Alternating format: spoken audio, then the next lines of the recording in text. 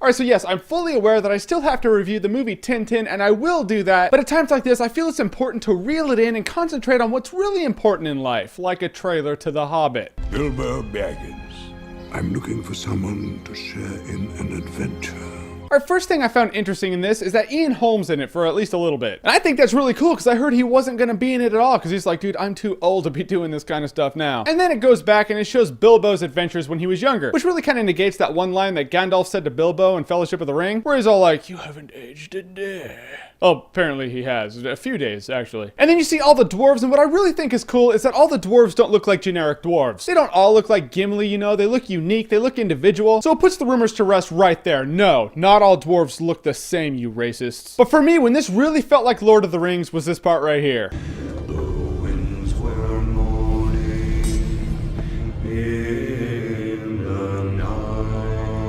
And then it kicks on with what I think is the theme song, which is pretty much an orchestrated version of the song that the dwarves were just singing.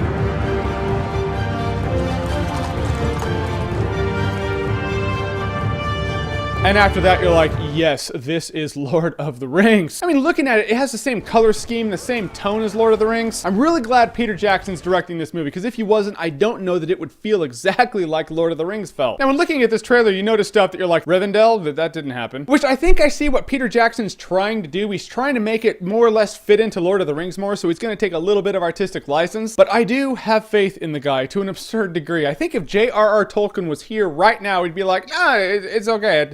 I trust Peter Jackson's vision. It's fine. In the end, if it all works out, instead of feeling like 2 Hobbit movies and 3 Lord of the Rings movies, it might just feel like 5 Lord of the Rings movies, which I want. That would be awesome. And we see Galadriel's in it, Cate Blanchett, which is really interesting, and this really proves my point that Cate Blanchett just gets younger and hotter as time goes on. She's like the Curious Case of Cate Blanchett. She does not look 10 years older in this trailer than she did in Lord of the Rings. In fact, she looks 10 years younger, which kind of brings to light as to why she was in the Curious Case of Benjamin Button. She was like, oh yeah, a movie about someone like me? Well, that's cool. I can get behind that, yeah. And then the end happens, and I was like, yes, that's how you should end the trailer.